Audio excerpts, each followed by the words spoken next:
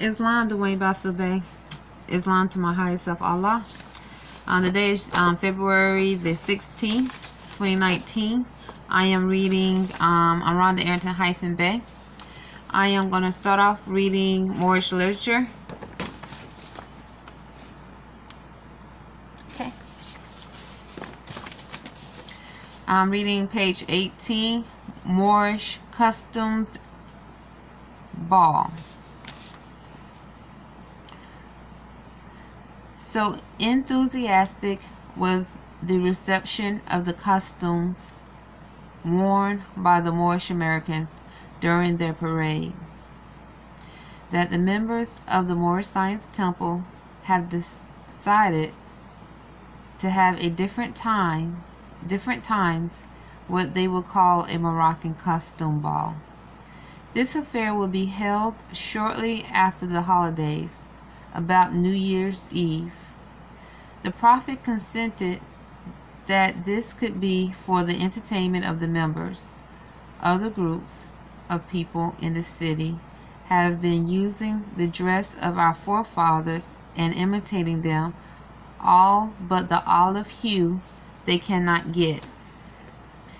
During the Moorish convention, more than 1,500 Moroccan costumes were rented to Europeans who had seen the program and knew the Moors were to have a costume parade. But nevertheless, we were successful in obtaining through certain Asiatic costume dealers all the costumes we wanted.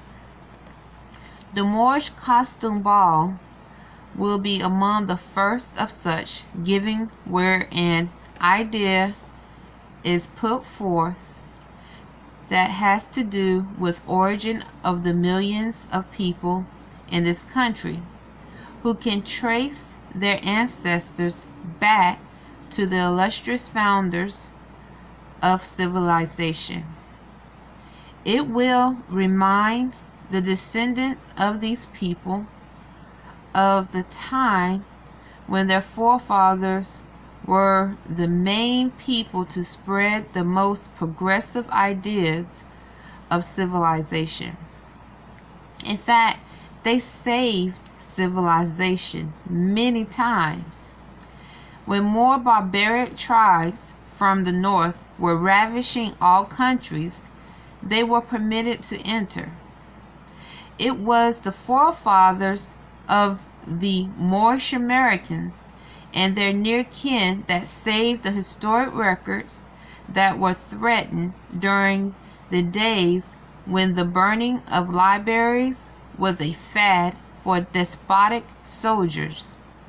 These costume balls would be much looked for and appreciated. Okay, now I'm going to read page 19, The Industrious Acts of the Muslims, by Prophet Noble Ali. The industrious acts of the Muslims of Northwest and Southwest Africa. These are the Moabites, the Hematites, the Canaanites, who were driven out of the land of Canaan by Joshua and received permission of the pharaohs of Egypt to settle in that portion of Egypt. In later years, they formed themselves kingdoms. These kingdoms are called this day Morocco, Algiers, Tunis, Tripoli, etc. They originated the beauties of the Alhambra, and to an unpracticed eye, the light reliefs and fanciful arabesques which cover the walls of the Alhambra appear to have been sculpted by the hand. With a minute and patient labor and inexhaustible variety of detail, yet a general uniformity and harmony of design truly astonishing, and this may especially be said of the vaults and cupolas, which are wrought like honeycombs or frost work with stalactites and the pendants which confound the beholder. I think I said that wrong. It says wrought like honeycombs of frost work with stalactites. I hope I said it right. Stalactites. And pendants, which confound the beholder with the seeming intricacy of their patterns. The astonishment ceases, however, when it is discovered that this is a stucco work, plates of plaster of Paris cast and mounds and skillfully joined so as to form patterns of every size and form. This mode of disappearing walls with arabesque and stuccoing the vaults with grotto work was invented in Damascus, but highly improved by the Moors in Morocco, to whom Saracenic architecture owes its most graceful and fanciful details. The process by which all this fairy tracery was produced was ingeniously simple. The walls in their naked state were divided off by lines crossing at high angles, such as artists use in copying a picture. Over these were drawn a succession of interesting regiments of circles. By the aid of these, the artist could work with celerity and certainty, and from the mere intersection of their plane and curved lines arose the interminable variety of patterns and the general uniformity of the character. Much gilding was used in the stucco work, especially of the cupolas and the interstices, were delicately penciled with brilliant colors, such as vermilion and lapis lazuli, laid on with the whites of eggs. The primitive color alone were used, says Ford, by the Egyptians, Greeks, and Arabs in the early periods of art, and they prevailed in the Alhambra or Alhambra wherever the artist has been Arabic or Moorish. It is remarkable how much of their original brilliancy remains after the lapse of several centuries. The lower part of the walls in the saloons to the height of several feet, is encrusted with glazed tiles, joined like the plates of stucco work so as to form various patterns. On some of these are emblazoned the emblazoned the executions of the Muslim kings transverse with a band. I don't think I pronounced that word right, but I'll keep trying. And motto. The glazed tiles, azulejos in Spanish, azuleja in Arabic, are of Oriental origin. The coolness, cleanliness, and freedom from vermin render them admirably fitted in sultry climates for paving halls and fountains, encrusting bathing rooms, and lining the walls of chambers. Ford is inclined to give them great antiquity. From the prevailing colors, sapphire and blue, he deduces that they may have formed the kind of pavements alluded to in the sacred scriptures. There was under his feet, as it were, a paved work of sapphire stone. Exodus 10. And again, behold, I will lay thy stones with the fairy color, and lay thy foundation with sapphires. Isaiah 4, chapter 2. And I think it was Exodus 24, chapter 10. These glazed or porcelain tiles were introduced into Spain at an early date by the Muslims. Some are to be, excuse me. Some are to be seen among the Moorish ruins, have been there upwards of 8 centuries. Manufacturers of them still exist in the peninsula, and they are much used in the Spanish houses, especially in the southern provinces for paving and lining the summer apartments.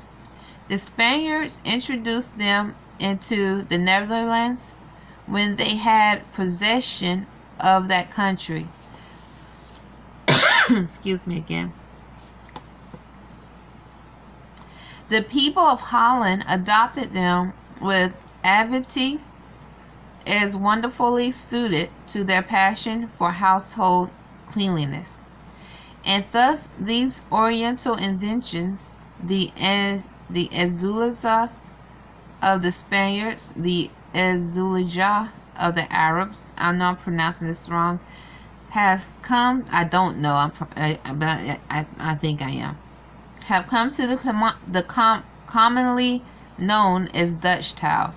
Have come to be commonly known as Dutch tiles. This is by Professor Drew, the Egyptian Edat. Okay.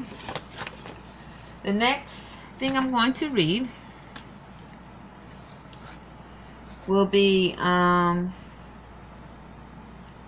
chapter 39 of the Holy Quran Circle 7 and chapter 10.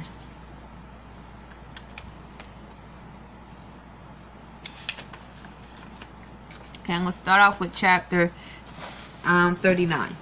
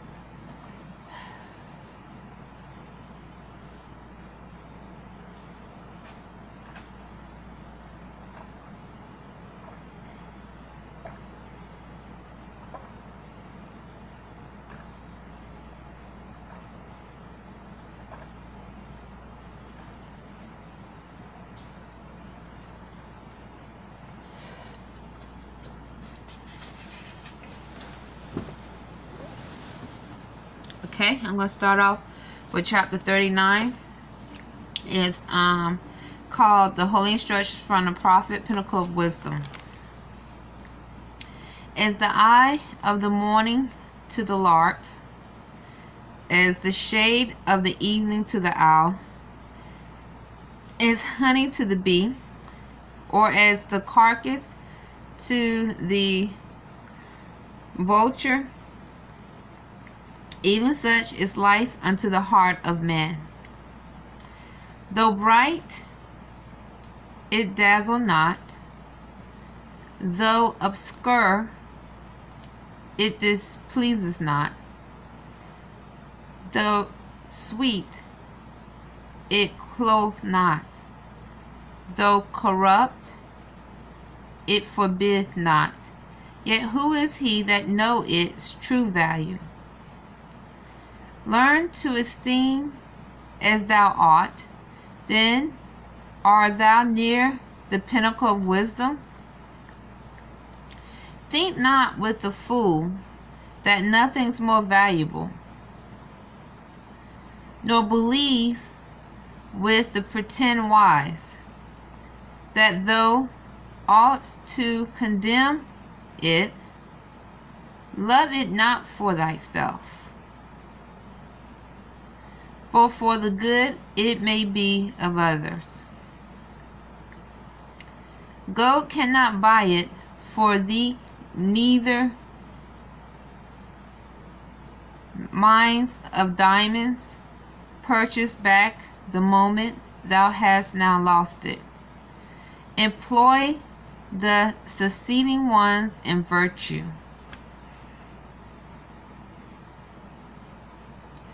Say not that it were best not to have been born, or if born, that it has been best to die early. Neither dare thou to ask of thy Creator, where has been the evil had I not existed?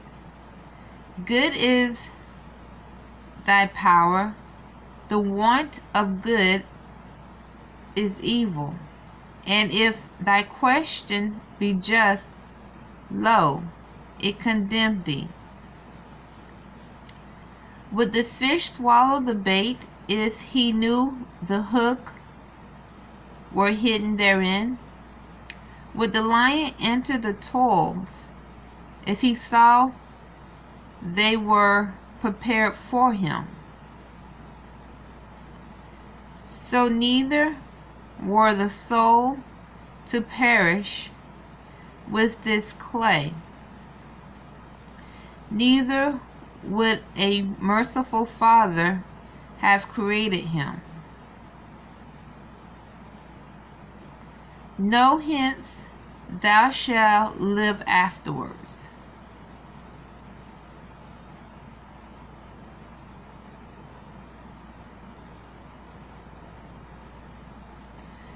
As the bird enclosed in the cage before he seeth, yet tear not his flesh against its sides, so neither labor thou vainly.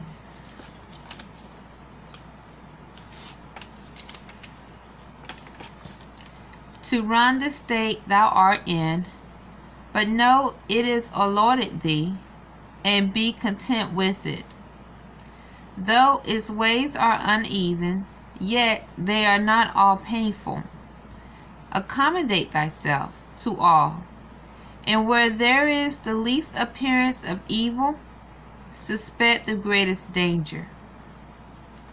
When thy bed is straw, thou sleepst in security, but when thou stretch thyself on roses, beware of the thorns. A good death is better than an evil life. Strive therefore to live as long as thou oughtst, not so long as thou canst. While thy life is to others worth more than thy death, it is thy duty to preserve it. Complain not with the fool of the shortness of thy time. Remember, with thy days the cares are shortened. Take from the period of thy life the useless part of it, and what remain. Take off the time of thy infancy, thy second infancy of age, thy sleep, thy thoughtless hours, thy days of sickness, and even at thy fullness of years, how few seasons hast thou truly numbered. He who gave thee life as a blessing, shorten it to make it more so. To what end would longer life have served thee? Wish thou to have had an opportunity of more vices. As to the good, will not he who limit thy span be satisfied with the fruits of it? To what end, O child of sorrow, wouldst thou live longer? To breathe, to eat, to see the world? All this thou hast done often already. To frequent repetition, is it not tiresome? Or is it not superfluous? Wouldst thou improve thy wisdom and thy virtue? At last, what art thou to know? Or who is it that shall teach thee? Badly thou employest the little thou hast.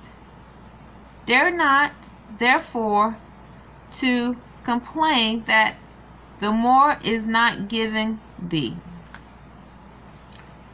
Repine not at thy want of knowledge. It must perish within the grave. Be honest here, thou shalt be wiser hereafter. Say not unto the crow, why numberest thou 7 times thy Lord? Let me see that again.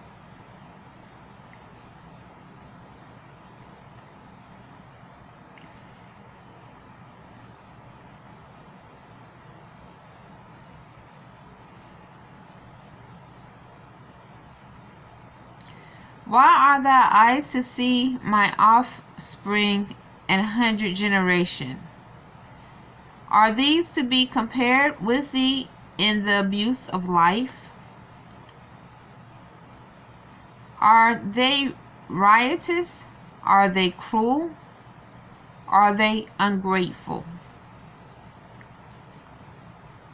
Learn from them rather that innocence of manners are the paths of good old age. Excuse me. Knowest thou to employ life better than these? Then less of it may sacrifice thee. Man who dares enslave the world, when he knows he can enjoy his tyranny but for a moment, what would he aim at if he were immortal?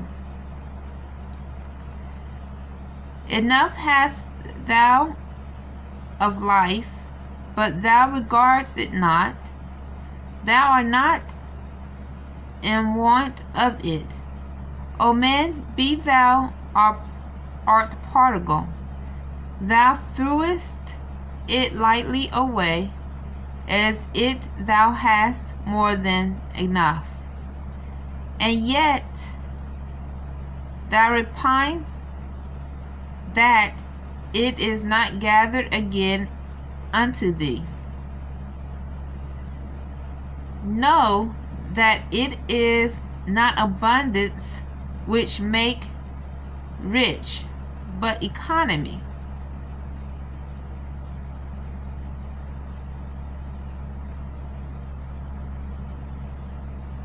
The wise continue to live from the first period. Okay. The fool is always beginning. Labor not after riches first, and think thou wilt afterwards enjoy them. He who neglect the present moment throweth away all that he hath. As the arrow passed through the heart, while the warrior knew not that it was coming, so shall his life be,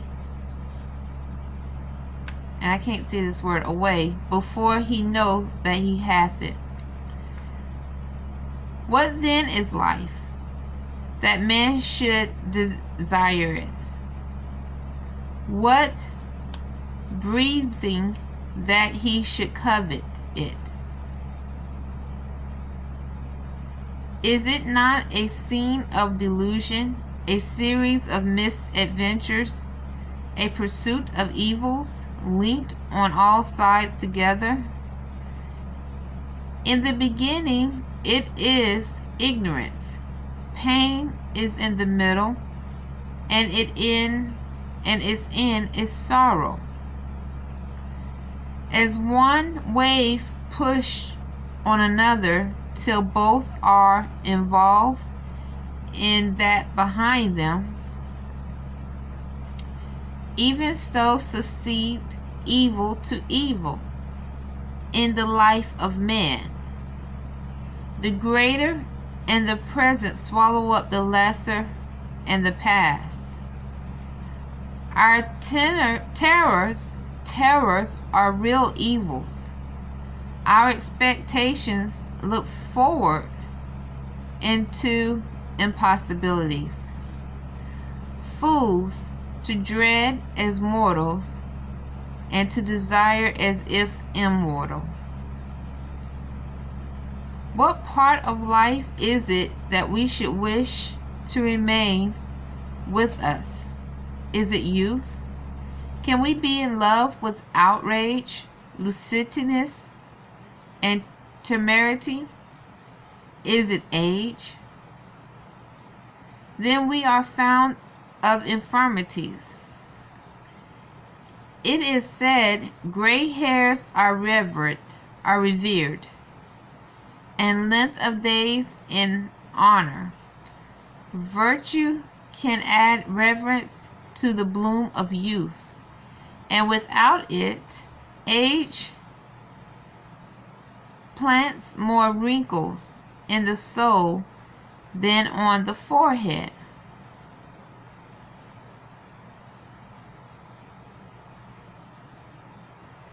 Is age respected because it hated riot? What justice is in this, when it is not age that despiseth pleasure, but pleasure that despises age? Be virtuous while thou art young, so shall thy age be honored. Okay, I'm going to stop there. It was a little bit longer than I expected in this video. That's chapter 39 of the Holy Quran Circle 7, Islam. It's February 16, 2019.